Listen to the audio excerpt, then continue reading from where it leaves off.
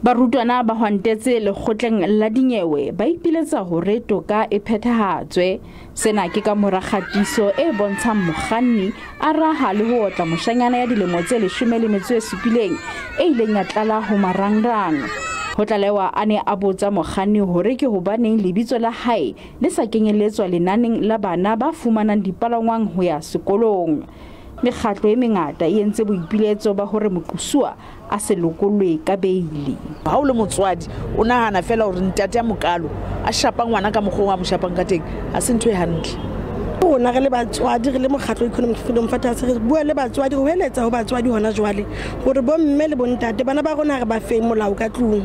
Ke bana jwale ntho ena e se etsahala dikolo kaofela lefatshe ka bophara se re bona bana ntse ba sena hlompho di driving le matitjhereng mme ha re support hore bana ba hlomphe mare le hona hape ha re dumelle hore bana tshwantse ba hlekefetswe kapa ngwana ha tlameha ho kgangwa kapa no shapuwa ka face. COSAS e re dikontraka tsa batho ba tsamaisang bana ho ya dikolong di kginwe.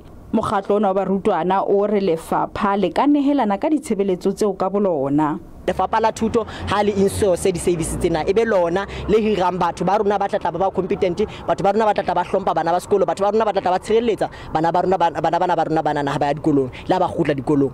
Mme wa Lehlatsipa o re ha se kgetlo la pele ngwana wa hae a otlwa ke mokganni ena wa bese.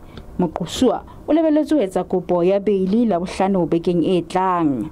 Makgala Masiteng, SABC News, Hoopstad.